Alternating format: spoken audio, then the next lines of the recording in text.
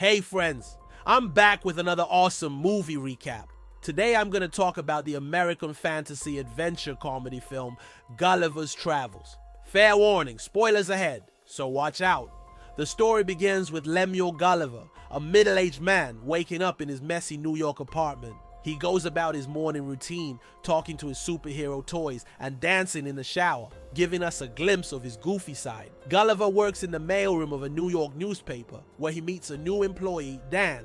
The two hit it off, with Dan being Gulliver's subordinate. During their mail delivery, they run into Gulliver's longtime crush, a journalist named Darcy Silverman. Gulliver has admired her from afar for years, but has never confessed his feelings. Later, Dan receives a notice that he's been promoted to head of the mail department, his first day at the job.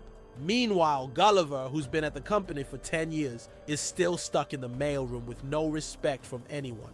Dan tells him that Gulliver is too afraid to speak up and will never progress in life. Feeling down, Gulliver walks out of the office and notices Darcy working late. Gathering courage, he goes to her cabin to ask her out, but nerves get the best of him, so instead he grabs a random paper from her desk.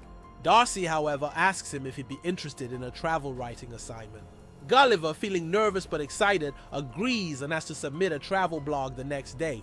At home, he copies and pastes articles from the internet to create the blog. The next day he hands it in, and Darcy is impressed with his writing, offering him a new task. She wants him to go to the Bermuda Triangle and write about the legends of disappearing ships. To impress her, Gulliver agrees.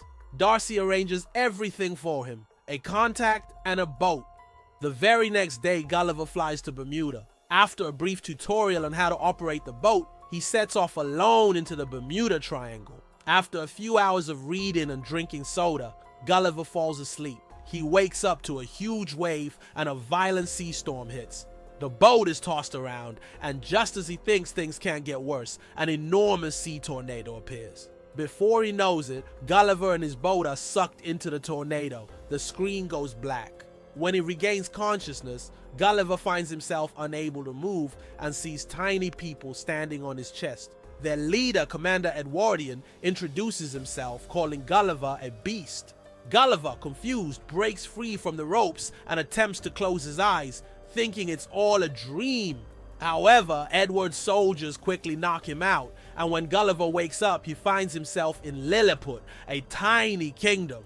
Gulliver is treated as a prisoner, accused of being a spy from a rival kingdom, Blefuscia. The king's daughter, Princess Mary, takes pity on him, and Gulliver eventually learns that he is indeed in Lilliput, the greatest nation in the world. But after some strange events, Gulliver ends up in a position of power, saving the kingdom from an attack and being hailed as a hero. He even claims to be the president of Manhattan to gain the people's respect, which they believe. Eventually, Gulliver starts to feel more at home, even though his fabricated story about being the president is about to come to light. As things unfold, Gulliver must navigate new challenges, including a showdown with Edward, a giant robot battle, and a final confrontation with Blefuscia. Along the way, Gulliver finds true love with Darcy, and the people of Lilliput learn to see him not just as a hero, but as a man who genuinely cares about them. By the end of the movie, Gulliver returns to New York, where he's now a successful travel writer, and he and Darcy are happily together. The movie wraps up with Gulliver walking out of her office, hand in hand with Darcy, a new chapter of his life having begun. If you enjoyed this recap, don't forget to subscribe, turn on notifications, and leave a like to help support the channel. Thanks for watching.